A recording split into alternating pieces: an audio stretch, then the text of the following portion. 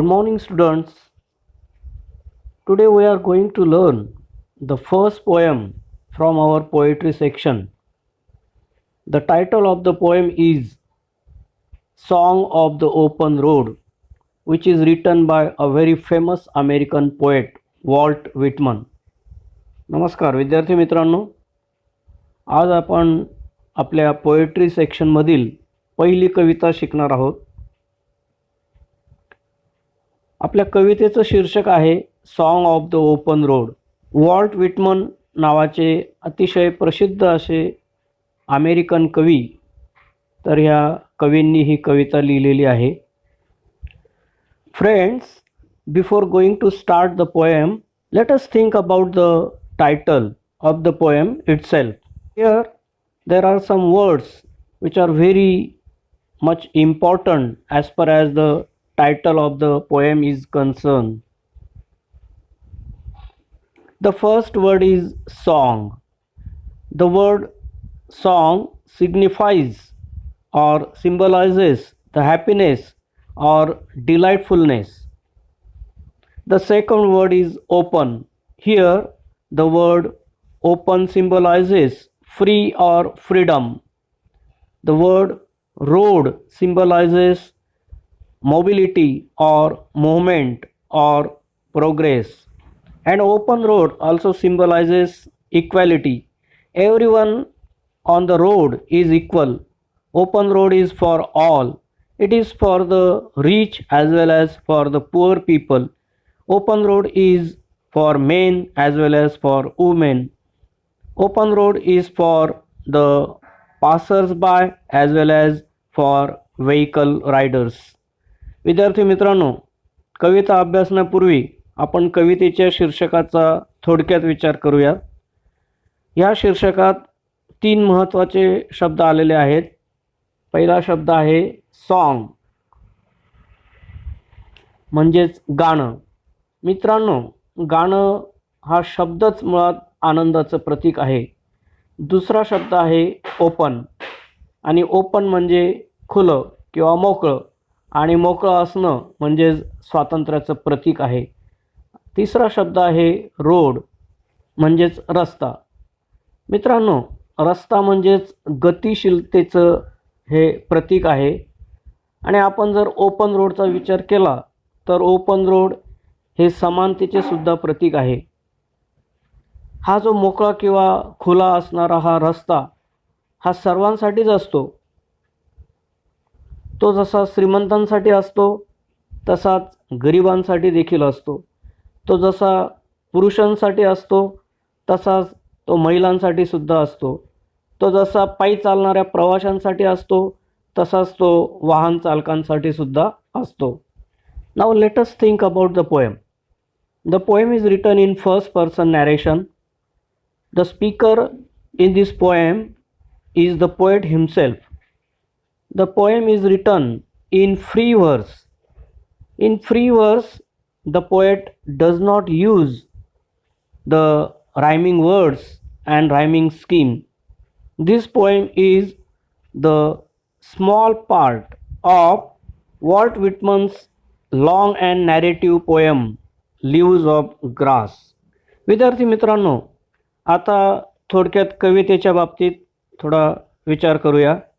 ही जी प्रस्तुत कविता आहे ही प्रथम पुरुष कथनात किंवा प्रथम पुरुष कथनाच्या स्वरूपात ही लिहिलेली आहे. ह्या ठिकाणी जो बोलणारा व्यक्ती आहे तो स्वतः कवी आहे. प्रस्तुत कविता ही फ्री व्हर्स म्हणजेच मुक्त छंदात लिहिली गेलेली आहे. मुक्त छंद ह्या प्रकारात कवी यमकांचा व यमक जुळणाऱ्या शब्दांचा वापर करत नाही.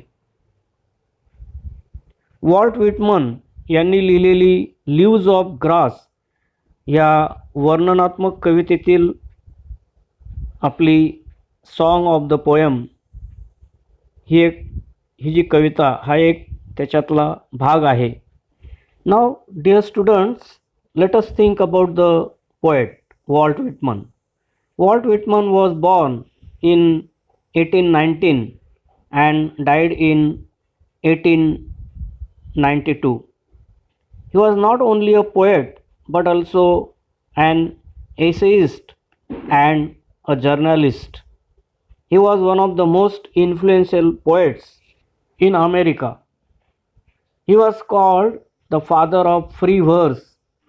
That is, in the history of poems, he wrote for the first time the poem in free verse. Earlier, the poets were using rhyming words and rhyming scheme while writing the poem. विद्यार्थी मित्रांनो, आता आपण आपल्या कवींच्या बाबतीत माहिती बघूया. Walt Whitman यांचा जन्म 1819 मध्ये तर मृत्यू 1892 मध्ये झाला. आपले कवी हे फक्त कवीच नव्हते तर ते एक निबंधकार, एक पत्रकार सुद्धा होते. वॉल्ट व्हिटमन यांना मुक्त छंदातील कवितेचा जनक असं म्हटलं जातं. ह्यापूर्वी कवी कविता लिहिताना यमकाचा व यमक जुळणाऱ्या शब्दांचा वापर करत असायचे, परंतु वॉल्ट व्हिटमन यांनी पहिल्यांदाच मुक्त छंदातील कविता लिहिली की ज्या कवितेत यमकाचा वापर केलेला नसतो किंवा यमक जुळणाऱ्या शब्दांचा वापर केला नसतो. He was brought up in a very poor family in Huntington. त्यांचं पालनपोषण हंटिंग्टन येथील एका गरीब कुटुंबात झालेलं होतं. He published his the most important poetry collection Leaves of Grass in 1855. त्यांनी त्यांचा अतिशय महत्त्वाचा असा काव्यसंग्रह लीव्ज ऑफ ग्रास हा 1855च्या जुलै महिन्यात 4 तारखेला प्रकाशित केला. Walt Whitman also wrote an elegy or an ode on the death of Abraham Lincoln, the President of America, in 1865. The title of the poem was "O Captain, My Captain." Walt Whitman यांनी 1865 मध्ये Abraham Lincoln, अमेरिकेचे अध्यक्ष, यांच्या मृत्यूनंतर एक शोकगीत लिहिलं.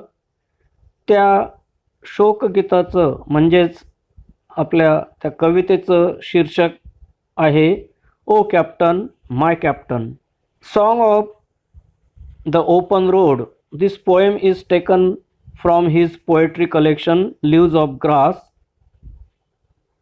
दिस poem is the beautiful mixture of self awareness, free will and tenderness, that is kindness or gentleness of our heart. From this poem we come to know about poet's realization that while living our life we face a test of wisdom not in any school, university. We face a test of wisdom from our life itself, from the different experiences in our life. Leaves of Grass ह्या त्यांच्या काव्यसंग्रहातून ही Song of the open Road ही कविता घेण्यात आलेली आहे. ह्या कवितेत स्वतःबद्दलची जाणीव म्हणजे सेल्फ अवेअरनेस, मुक्त अशा इच्छा म्हणजे फ्री विल आणि हृदयाची कोमलता किंवा नाजूकता किंवा दयाळूपणा म्हणजे टेंडरनेस ऑफ हार्ट, या तीनही गोष्टींना सुंदररित्या एकत्रितपणे गुंफलेले आहे. या कवितेद्वारे कवीला जी जीवनाबद्दलची जाणीव झालेली आहे की माणसाला शहाणपण हे एखाद्या शाळेत किंवा विद्यापीठात शिकायला मिळत नाही, तर ते आपल्या जीवनात जीवन जगताना शिकायला मिळते, हे ह्या कवितेद्वारे आपल्याला सांगितलं गेलेलं आहे. Road is used by everyone whether the rich one or the poor one. The road brings them all together Road is the symbol of mobility. Road is the symbol of beginning. गरीब असोत की श्रीमंत, रस्ता हा सर्वांद्वारे वापरला जातो. गरीब असोत की श्रीमंत, रस्ता हा सर्वांना एका ठिकाणी आणतो. रस्ता हा गतिशीलतेचं प्रतीक आहे. रस्ता हा सुरुवात करण्याचं देखील एक प्रतीक आहे. In this poem the poet talks about the people and places. He also tells us that we should not stay at one place for long time though we get hospitality there. या ठिकाणी कवी आपल्याला लोकांबद्दल व वेगवेगळ्या जागांबद्दल सांगत आहेत. ते सांगतात की जरी त्या ठिकाणी आपलं कोणी कितीही चांगलं आदरातिथ्य करत असेल तरी आपण एकाच ठिकाणी जास्त वेळपर्यंत कधीच थांबायला नको. Now let us learn the poem line by line. But before that, I am going to do loud reading of the poem. You just listen to it carefully. विद्यार्थी मित्रांनो, चला तर मग आपण आता प्रत्यक्ष कविता शिकूयात. पण तत्पूर्वी मी कवितेचं मोठ्याने वाचन करत आहे, ते तुम्ही फक्त काळजीपूर्वक ऐका. A foot and light-hearted, I take to the open road, healthy, free, the world before me. The long brown path before me, leading wherever I choose. Henceforth, I ask not good fortune, I myself am good fortune. Henceforth, I whimper no more, postpone no more, need nothing. Done with indoor complaints, libraries, querulous criticisms. Strong and content, I travel the open road. The earth that is sufficient. I do not want the constellations any nearer. I know they are very well where they are. I know they suffice for those who belong to them. Still, here I carry my old delicious burdens. I carry them, men and women. I carry them with me wherever I go. I swear it is impossible for me to get rid of them. I am filled with them and I will feel them in return. Now, students, I am going to explain each and every line of the poem in simple English as well as in Marathi. A foot and light-hearted, I take to the open road, healthy, free, the world before me. The poet says that he walks on open road light-heartedly. This means his life journey is going on very cheerfully, very happily. He has no worries. He is tension-free. He is carefree. Poet is living his life in this way. Open road is nothing but his life, and when he is living his life, he thinks that the world in which he is living is totally healthy and free. He thinks that world is very much suitable for him. He can enjoy each and every type of freedom in this world. ह्या दोन ओळींमध्ये कवी असं सांगतात की मी माझ्या जीवन प्रवासात अतिशय आनंदित आहे. मला कोणत्या प्रकारची चिंता नाही किंवा काळजी नाही. कवी अतिशय आनंदात जीवन जगत आहेत. कवीला वाटत आहे की ज्या जगात ते राहतात ते जग त्यांच्यासाठी अगदी हेल्दी म्हणजेच राहण्यासाठी उत्तम किंवा राहण्यासाठी योग्य आहे. आणि फ्री म्हणजेच त्या जगात सर्व प्रकारचे स्वातंत्र्य उपभोगू शकत आहेत. The long brown path before me leading wherever I choose. The poet thinks that he chooses his way of life himself. He can go anywhere where he wants to go.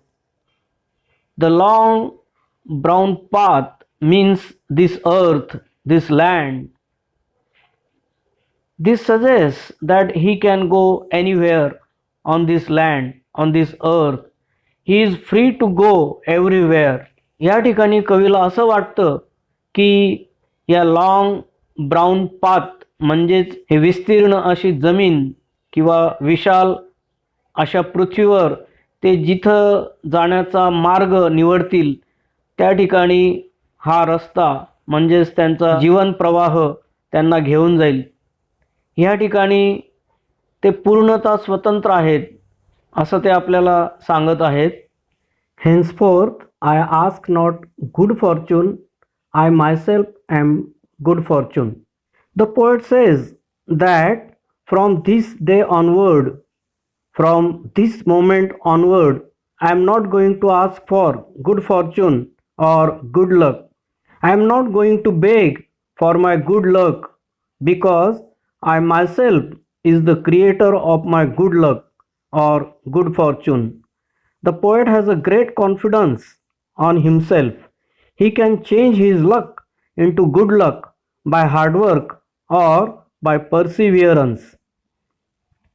या ठिकाणी कवी आपल्याला सांगतात की येथून पुढे मी माझ्या सुदैवासाठी कोणाकडेही मागणी करणार नाही, कोणापुढेही माझ्या भाग्यासाठी भीक मागणार नाही, कारण मीच माझ्या भाग्याचा निर्माता आहे. ह्यावरून आपल्याला कवीचा स्वतःवरील आत्मविश्वास दिसून येतो.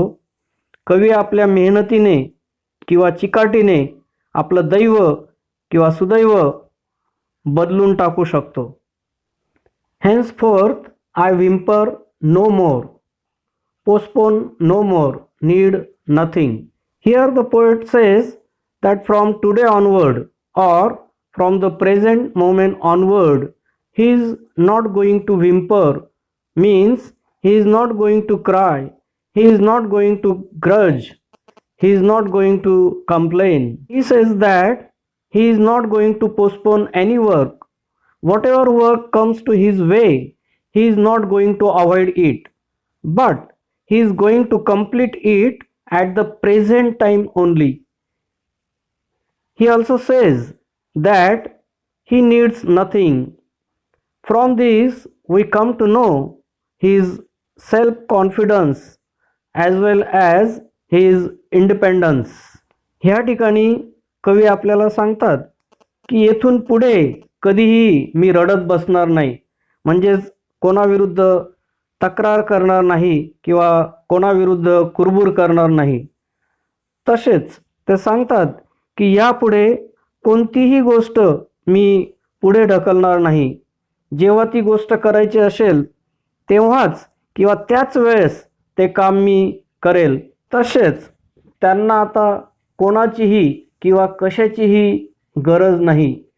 यावरून आपल्याला कवीचं स्वावलंबन दिसून येतं. ते आता यापुढे कोणत्याही गोष्टी कोणावरही अवलंबून राहणार नाहीत. Done with indoor complaints, libraries, querulous criticisms. The poet says that now he has left behind all the things. He has left behind indoor complaints, that is family complaints, complaints about his relatives, about his friends, etc. Now he has left behind libraries, that is his day-to-day work. Now he has left behind his querulous criticisms, that is complaining criticism. In short, he has given up his complaining nature. कवी सांगतात की त्यांनी कौटुंबिक तक्रारी करणं आता मागे टाकलेलं आहे. म्हणजेच त्यांनी आता त्यांच्या घरातील लोकांबद्दल, त्यांच्या नातेवाईकांबद्दल, त्यांच्या मित्रांबद्दल तक्रार करणं हे आता थांबवलेलं आहे. तसेच त्यांच्या दैनंदिन व्यवहाराबद्दल तक्रार करणं हे सुद्धा त्यांनी आता मागे टाकलेलं आहे किंवा थांबवलेलं आहे. तसेच तक्रारात्मक टीका करणं हे सुद्धा आता त्यांनी थांबवलेलं आहे किंवा मागे टाकलेलं आहे. Strong and content I travel the open road. Here the poet says, while going on his life journey, he is strong enough to face any challenge. He is strong enough to face any problem or difficulty. He is also a very satisfied man in his life. कवी सांगतात की त्यांच्या या जीवन प्रवासात ते कोणत्याही संकटाला, कोणत्याही समस्येला तोंड द्यायला समर्थ आहेत किंवा तोंड द्यायला मजबूत आहेत. ते सांगतात की त्यांच्या जीवनात पूर्णपणे ते समाधानी आहेत. The earth that is sufficient, I do not want the constellations any nearer. Here the poet says that this earth is sufficient for him. He does not want the company of influential people living nearby him. कवी सांगतात की मला माझ्या जवळपास राहणाऱ्या प्रभावशाली लोकांचा सहवास नकोय. माझ्यासाठी ही पृथ्वीच पुरेशी आहे. I know they are very well where they are. I know they suffice for those who belong to them. Poet says that he knows that those influential people are good enough where they are. He knows that those influential people are sufficient for those who belong to them. In short, the poet does not agree superiority or inferiority. कवी सांगतात की हे मला माहीत आहे की ते प्रभावशाली लोक जिथं आहेत ते तिथंच पुरेसे आहेत, पुरेसे चांगले आहेत. ते प्रभावशाली लोक त्या लोकांसाठीच पुरेसे आहेत ज्यांच्याशी ते संबंधित आहे किंवा ज्यांच्यामधीलच ते आहेत. थोडक्यात कवीला श्रेष्ठता व कनिष्ठता मान्य नाही. Now the students, this last stanza of the poem which is put into bracket is called as parenthesis. Here the poet wants to explain his thoughts in his mind. विद्यार्थी मित्रांनो, हे शेवटचं जे कडवं की जे ब्रॅकेटमध्ये लिहिलेलं आपल्याला दिसत आहे त्याला पॅरेंथेसिस असं म्हटलं जातं. कवीला जेव्हा त्याच्या मनातील विचारांचं स्पष्टीकरण करायचं असेल तेव्हा ते कडवं ब्रॅकेटमध्ये कवी लिहित असतो. Still here I carry my old delicious burdens, I carry them men and women, I carry them with me wherever I go. Though the poet says that he has left behind the family complaints, though he does not want the company of influential people, still he wants to carry with him those old sweet memories of those people. He does not want to forget them, and he does not want to forget their good and bad experiences. Though it is a burden for him, he still wants to carry that burden. In those old sweet memories, he has the memories of men and women. He wants to cherish those memories forever. He wants to keep those past memories wherever he wants to go. जरी कवीने आपल्याला याच्या अगोदर सांगितलंय की मी कौटुंबिक तक्रारी मागे टाकल्यात, जरी त्याला प्रभावशील लोकांजवळ जायचं नाहीये, ह्या गोड अशा आठवणीत त्यांच्या जीवनात आलेले वेगवेगळे पुरुष असतील किंवा वेगवेगळ्या स्त्रिया असतील, पण ते कवी वाक्य त्यांना कधीच विसरणार नाहीयेत. ते सांगतात मी जेथे जेथे जाईल तेथे तेथे मी त्यांच्या आठवणी सदैव माझ्या जवळच ठेवेल. I swear it is impossible for me to get rid of them. I am filled with them and I will fill them in return. Here the poet takes oath and says that it is impossible for him to be free from their memories. He says that he has become complete by their memories. They have taken place in the poet's heart. In the same way, the poet tells us that in return he will also create a place in their heart. कवी अगदी शपथपूर्वक सांगतात की त्या लोकांपासून किंवा त्यांच्या आठवणींपासून मी सुटका करून घेणं हे केवळ अशक्यच आहे. ते पुढे सांगतात की त्यांच्या आठवणींनीच मी परिपूर्ण झालेलो आहे. त्या लोकांनी कवीच्या अंतःकरणात किंवा हृदयात स्थान मिळवलेलं आहे. तसेच कवी देखील कायम त्या लोकांच्या हृदयात स्थान मिळवणार आहेत. त्या लोकांच्या स्मरणात कवी देखील नेहमी राहणार आहेत.